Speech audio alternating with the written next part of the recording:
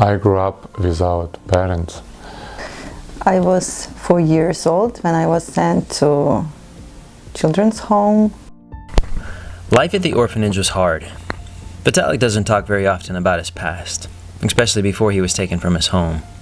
As a small child, he thought that it was normal for his parents to constantly drink, to fight with each other, and to beat him. Growing up in the orphanage, Lena longed for someone to notice her and make her feel special. Birthdays weren't celebrated there, but Lena would go out and sit by the road anyways on her birthday, and she would wait for people to pass by, hoping that someone would stop and wish her happy birthday. But they never did. When I was 17, I graduated from the orphanage and I moved to safe haven. And that was the first time that I saw an example of what a good family was, what the love of God is, and I felt it.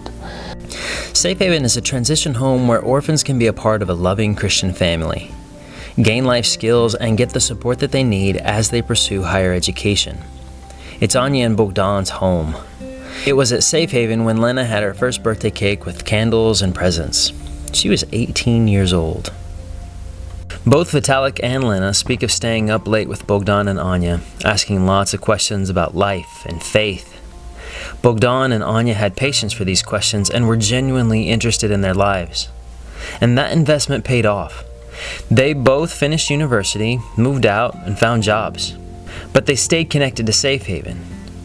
They also found themselves wanting to follow in the footsteps of their new mom and dad.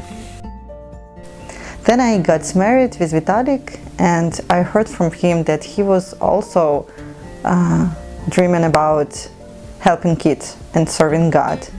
So we decided to do it together.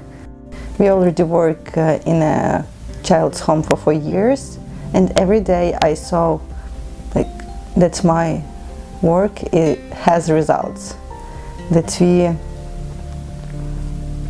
we influence on these kids in a really good way.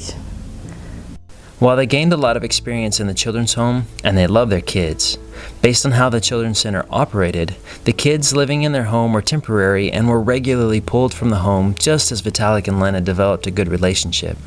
This was emotionally draining for them, but they are still committed to welcoming children into a loving home. For me, helping kids is the most important thing that I can and want to do in my life.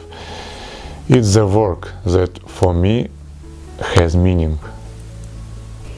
I want to help these kids because I was just like that kid in an orphanage.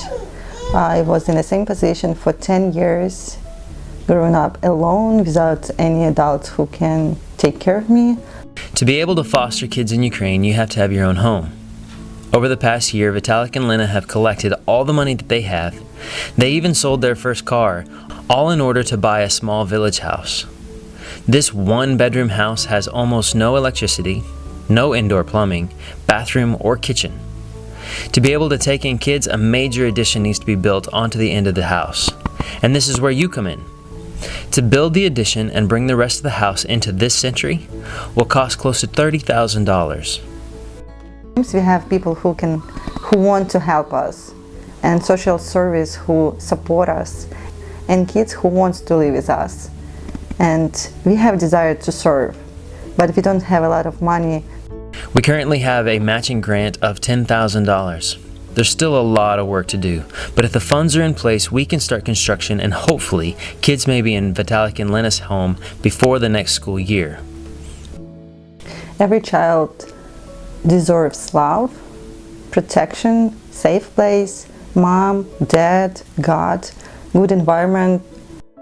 If you are interested in helping make this dream a reality, you can go to firstloveinternational.kindful.com. Under campaigns, you can select Evergreen Home/Ukraine. God bless.